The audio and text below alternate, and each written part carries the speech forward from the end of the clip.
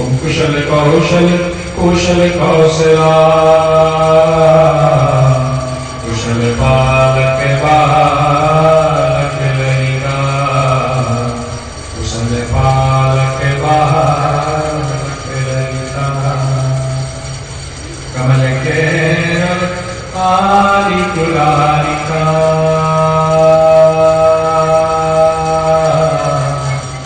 मिथिला मिथिला विप्रवालिका मिथिला मिथिला विप्रवालिका सदैतो दैतो जगतामसौ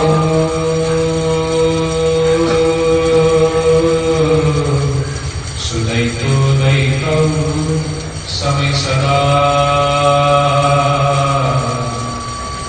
जयते जयते स्वरवंदना समुदितौ मुदितौ रघुनंदना समुदितौ मुदितौ रघुनंदना समुदितौ मुदितौ रघुनंदना।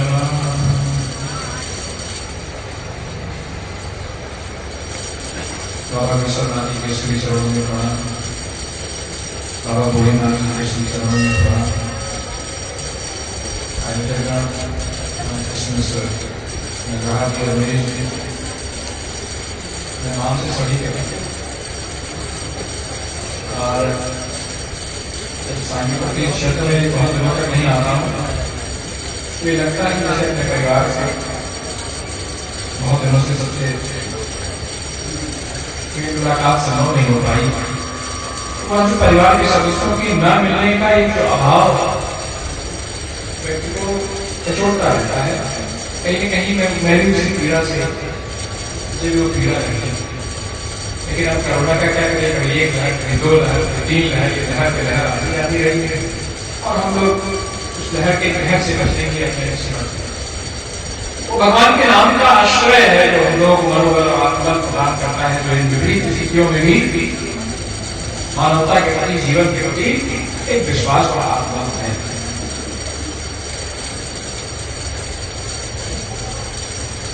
आदरणीय क्षेत्र के लोकप्रिय हम लोग के बीच पहले बहुत अच्छी बात है और धार्मिक संस्कार में उनके अंदर और आप तो जो कुछ भी उनकी सफलता जो कुछ भी दिखाई होती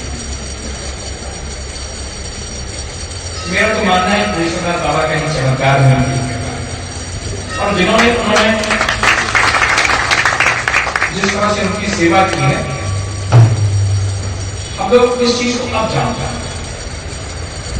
जब किसी क्षेत्र विशेष में किसी धार्मिक स्थल का इस तरह से विकास होता है तो उस क्षेत्र की पूरी संस्कृति लोगों का धार्मिक स्थलों से आवागमन होता है तो उससे पर्यटन को बढ़ावा मिलता है, साथ साथ हमारी अर्थव्यवस्था को और यथा राजा तथा प्रजा ये कहावत बहुत पुरानी है लेकिन मुझे लगता है कि यथा प्रजा तथा राजा आदमी जिस तरह के शासक का जिस तरह के शासक को वो डिजर्व करता है, जिस तरह के शासक की वो योग्यता रखता है उस तरह के शासक से प्राप्त। सनातन धर्म की अपनी मूल संस्कृति में कहीं आज भी अक्षर है, सनातन संस्कृति कहीं आज भी बलवती है। वह पुराने संस्कार जिससे हमारा समाज संचालित रहता है, वह वेद की वो व्यवस्थाएं जो हमारे समाज को इतने हजारों वर्ष से सुसंस्कारित करके आ रही हैं, मनुष्यता के पथ पर आगे बढ़ा के ले जा रही हैं, देवत्व के पथ पे हमें आगे बढ़ा के ले जा रही हैं, उसकी कहीं अपनी प्रतिमूर्ति देखनी हो, उसकी कहीं झलक देखनी हो तो वह क्षेत्र में दिखाई पड़ेगी। और जब ऐसे संस्कारी लोग हैं यहाँ पर, सनातन धर्म के प्रति इस तरह के जागरूक लोग हैं यहाँ पर, तो अवैध सी बात है का जो प्रतिनिधि होगा वही संस्कारिक होगा, वो असंस्कारिक नहीं होने पाएगा। यह इसकी जिम्मेदारी उस प्रतिनिधि की नहीं है, यह तो आपकी जिम्मेदारी है। आप ही संस्कार फलीभूत होकर आपके प्रतिनिधि के रूप में चरितार्थ होते। नहीं तो आजकल के राजनीति में जो जमाना है, कोई धन से, कोई बल से, कोई किससे, सब चीजों में हमसे बहुत विस्तार था। अब जो उन्होंने वो सुझाव किया युद्ध के मामले में क्या टेक्निकल चीजें हैं मुझे नहीं मालूम, सुझाव अच्छा समाज के लोग यहाँ पर बैठे हैं, यदि कोई इस तरह की बात यहाँ पर हो जाए तो वो भी बहुत अच्छा है, क्योंकि फिर बगल में नृसिंहनाथ धाम, बगल में सही नदी का किनारा, यहाँ भी भोलेनाथ धाम, ये पूरा क्षेत्र ही तीर्थ हो जाएगा, पूरा सिर्फ में बम हो जाएगा, भोले में हो जाएगा। इससे क्या हो, इसके अंतर्गत क्या बात है मुझे नहीं मालूम, लेकिन अगर कोई संभावना इस तरह की बनती हो तो उस पर जरूर सब लोगों को प्रयास करें। वैसे भी आप लोगों ने प्रयास करके यहाँ पर एक धर्मशाला बना दिया, हम मेरा भी 15-20 वर्षों से इस क्षेत्र में आना जाना है, इस क्षेत्र में इस भोलेनाथ बाबा की रौनक धीरे धीरे बढ़ती चली है, वह क्षेत्र के लोगों का प्रयास है, आप सभी का प्रयास है, आप सभी के प्रयास के प्रति साधुवाद, आप सभी के प्रयास के प्रति बहुत बहुत आभार। श्रावण का महीना अभी भी समाप्त हुआ, श्रावण का महीना जो शुरुआत होता है उसकी पूर्णिमा के पहले जो श्रवण नक्षत्र होता है उसके कारण इसका नामकरण श्रावण होता है। और उस नामकरण के पीछे जो एक वजह यह है कि सावन महीने में बहुत धैर्य से सुनना चाहिए।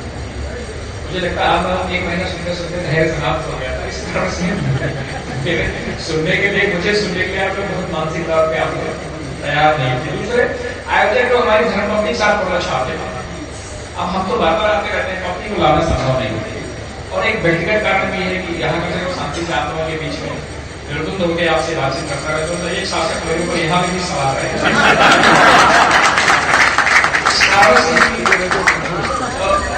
तो इस कारण से लोग ये सोचते हैं, हर बार ये सोचते हैं कि महाराज जी आएंगे तो उनकी धर्मपत्नी को साथ कराएंगे, और बहुत से लोग हमसे जाके पूछते नहीं है, माता जी पूछ रहे थे जाके महाराज जी नहीं है,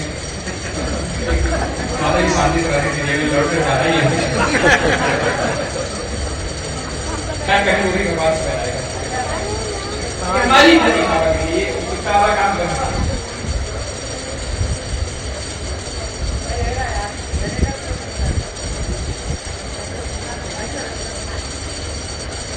हम लोग जिस भोलेनाथ बाबा के दरबार में बैठे हुए हैं, श्रावण मास में जिनकी हम लोग उपासना आराधना करते हैं, यह कहा जाता है कि देव सैनी एकादशी के पूरे ब्रह्मांड की सत्ता भगवान शंकर के हवाले हो जाती है, और देवोत्थानी एकादशी तक और उन्हीं के हाथ में सत्ता रहती है। ये 3-4 महीने के लिए भगवान शिव की उपासना के लिए, माता पार्वती की उपासना, की उपासना, शिव परिवार की उपासना में ये 3-4 व्यतीत हो रहे, चतुर्मास का समय भी होता है। लेकिन मेरा मानना है इन 4 महीनों की बात है, जीवन में किसी भी व्यक्ति को सर्व उपासना में यदि थोड़ी सी भी प्रगति करनी है तो जीवन में व्यक्ति को भगवान की कृपा यदि प्राप्त करनी है तो आपकी जो अपूर्णताएं हैं उसको अगर धार्मिक तौर पर उसे पूर्ण करना चाहते हैं तो, यदि भगवान की कृपा आपको प्राप्त करना चाहते हैं तो जीवन में किसी भी व्यक्ति को यदि अपना धार्मिक विकास सुनिश्चित करना है तो बिना भगवान के शंकर की शरण में आए हुए व्यक्ति धार्मिक विकास कर नहीं सकता। बिना भगवान शंकर की उपासना की कोई यह सोचे कि उसे कोई अपने अपने मनोवांछित वस्तुओं की प्राप्ति, स्थितियों की प्राप्ति हो जाए, यह संभव है। और जब तक यह धरती है, जिस किसी को भी भगवान राम की कृपा प्राप्त करनी होगी, यह अघोषित उसका नियम है, संविधान है, जिसकी यह धाराएं हैं कि व्यक्ति को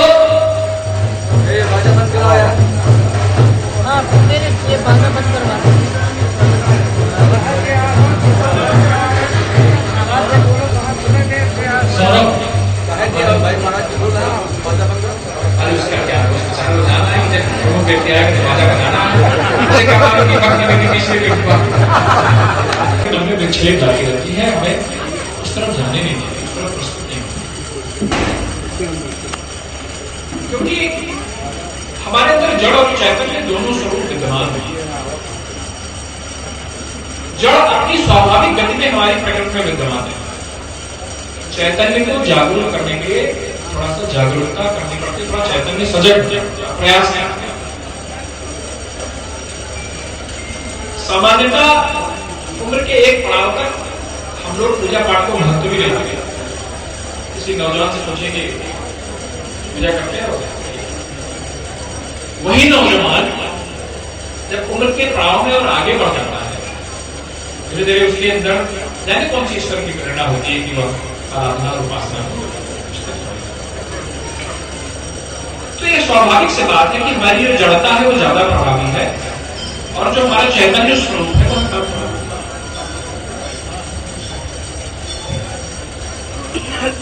फिर भगवान राम की उपासना तो और कठिन, क्योंकि भगवान राजा स्वरूप वो अयोध्या के राजा है, राजा विराज है।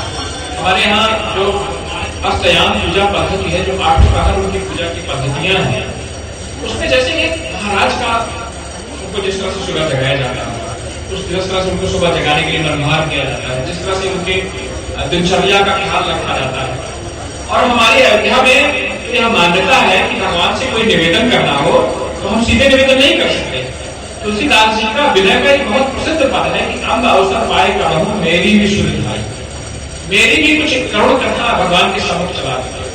यानी कि भगवान का अगर कोई बात करनी है तो एक महाराज का जो देखो जो एक उनका स्वरूप, हम सीधे बात करने का उनके अधिकार नहीं है। कभी माता जी के आश्रय मिलेंगे, कभी भगवान शंकर के आश्रय मिलेंगे, कभी हनुमान जी के आश्रय मिलेंगे, इसलिए हम अपनी बात वहां पर निवेदित कर सकते हैं। वह उसकी व्यवस्था है, उसका एक संविधान है। तो अब यह सनातन धर्म के जो व्यवस्था कार्य थे उनके समक्ष एक चुनौती थी कि यह इस जड़ता को दूर करके चैतन्य को कैसे प्रभावी बनाए। हमारे मनीषियों ने, हमारे शास्त्रों ने, हमारे वेद वेदांत ने, हमारी सनातन धर्म की व्यवस्था ने वह सहज उपासना विकसित की जो भगवानी शंकर बंधु श्रद्धा विश्वास में, जो हमारे अंतः स्थित भगवान को, ईश्वर को पहचानने की जो श्रद्धा और विश्वास की व्यवस्था है, वह श्रद्धा और विश्वास की व्यवस्था हमने भगवानी शंकर भगवान के चरणों में निवेदित कर दी और वहां उनकी कृपा होती है तो हमारा विश्वास, हमारी श्रद्धा जागृत होती है, हमें अपनी जड़ता से मुक्ति मिलती है। और जब अपनी जड़ता से मुक्ति प्राप्त होती है तब हम अपने चैतन्य स्वरूप को प्राप्त करते हैं और हम अपने जीवन की सार्थकता, अपने जीवन की सकारात्मकता और उसका जो आनंद स्वरूप है उसकी अनुभूति। बेटा भगवान शंकर की शरण ले जाए, उसकी उपासना कितनी सरल है। सही नदी से एक लोटा जल निकालिए और विसर्जन आदि जो कुछ भी पुष्प पत्र धान धतूरा जो कुछ भी हाथ में जाए वो भगवान शंकर और शिव का ऑर्डर था।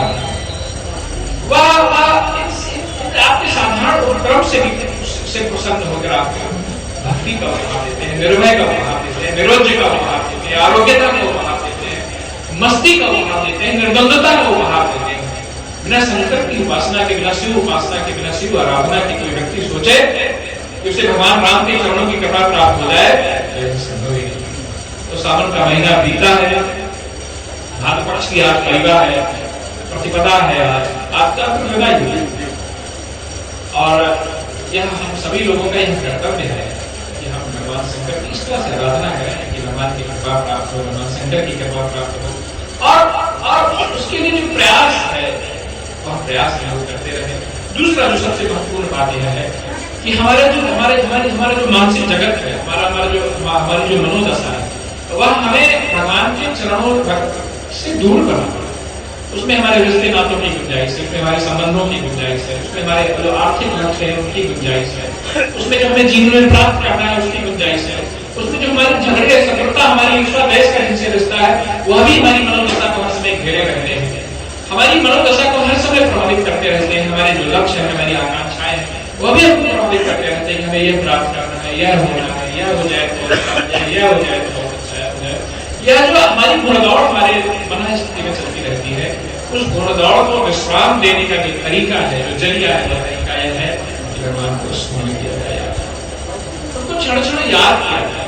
और जब हम उस स्मरण के माध्यम से भगवान से अपने एक रिश्ते की डोर बनाते हैं, एक संबंध की डोर एक सृजित करते हैं, जिससे अपने रिश्तों को हम निर्मित करते हैं, उस रिश्ते के आश्रय में धीरे धीरे हमारे मानसिक जगत का जो है एक संतुलन बनता है और इन झंझावातों से मुक्ति होकर हमें प्रभु के स्मरण में धीरे धीरे आनंद आने लगा। आनंद प्राप्त करने की जो तकनीक है वह तकनीक भगवान के स्मरण की है। भगवान को स्मरण करिएगा, धीरे धीरे आपका जो मानसिक जगत है उसके झंझावात, उसके विषाद शांत होंगे और भगवान से आपका स्मरण का एक रिश्ता बनेगा, एक संबंध बनेगा। और जिनका भगवान से संबंध बन गया, जिन्होंने भगवान से अपना रिश्ता बना लिया, जिन्होंने उनसे अपनी सुमिरन की डोर, अपने स्मरण की डोर जिन्होंने बांध ली, उनके जीवन में आनंद नहीं गया। उसी आनंद की कामना के साथ हम लोग यहाँ पर आते हैं हर वर्ष। हम एक बार हम लोग वहाँ पर कार्यक्रम करते हैं और ये बहुत अच्छा लगा कि लोग वहाँ पर एकत्र होकर भंडारा भी करते हैं, मंगलवार को सुंदरकांड का पाठ भी करते हैं सामूहिक तौर पर। यह सब कार्य इसी गत से चलता रहे और सभी लोग आप सभी जागरूक होकर भगवान की कृपा प्राप्त करने का प्रयास करें। हमारी भूमिका भी है। मैं आशीष जी एक बात बताऊँ, मैं हमारे कार्यक्रम में था, इसे बोल रहा था, वहाँ मैंने पूछा लोगों से कि अच्छा भैया कितने लोग दीक्षित हो? अभी जी का सब लोग दीक्षित। फिर मैंने पूछा कि अच्छा कितने लोग की माला है? तो आधे लोग हैं। फिर मैंने पूछा कि कितने लोग आखिर कितने लोग नियमित जप करते हैं, माला का नाम देते हैं? बहुत कम लोगों ने। तो मैंने उसी समय से संकल्प किया और यह अपने जीवन को इस मिशन से जोड़ा कि यह दोष आपका नहीं है, यह दोष हमारा है। इस व्यवस्थाकार का दोष है कि मैं आपको इस चीज को प्रेरित नहीं कर पा रहा हूँ। भगवान के नाम के स्मरण से जुड़िए, उनकी कथा से जुड़िए, उनके धाम से जुड़िए, उनके चरित्र से जुड़िए, उनके दिव्य लीलाओं से अपने आप से जुड़िए।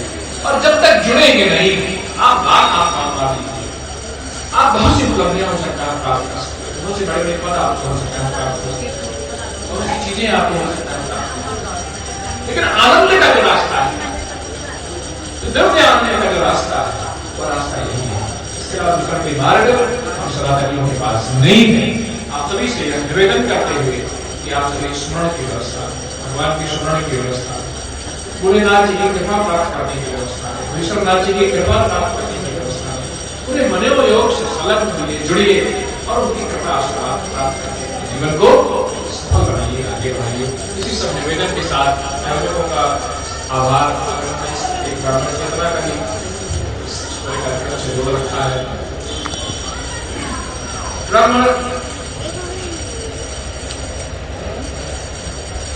यदि अपने मूल्य कार्य को जान जाए, मुझे लगता है कि धरती में कोई समस्या नहीं। हमारा काम ही है लोगों को इस तरह के प्रति उन्मुख करना। हमारा काम ही है लोगों को धर्म के प्रति जागरूक। हमारा काम ही है कि दान हम देते भी हैं, दान देते भी हैं। आप शिक्षा प्राप्त नहीं करते हैं, शिक्षा देते भी हैं। आप यज्ञ आदि में तपस्या करते भी हैं और पढ़ाते भी हैं। यह धर्म की व्यवस्थाएं सुचारू ढंग से संचालित रहे, इसकी सबसे बड़ी जिम्मेवारी है किसी की है। और धर्म और संस्कार कैसे सुरक्षित और संरक्षित रहे, यहाँ पर बैठे हुए समाज की जिम्मेदारी है। आप सभी बताएंगे कैसे व्यवस्थाएं सुचारू ढंग से चलती रहे और हम सभी मजबूत और प्रगाढ़ हो रहे। इन्हीं सब बातों के साथ नए दोबारा हम लोग भगवान का नाम लेते हैं। श्री राम जय राम जय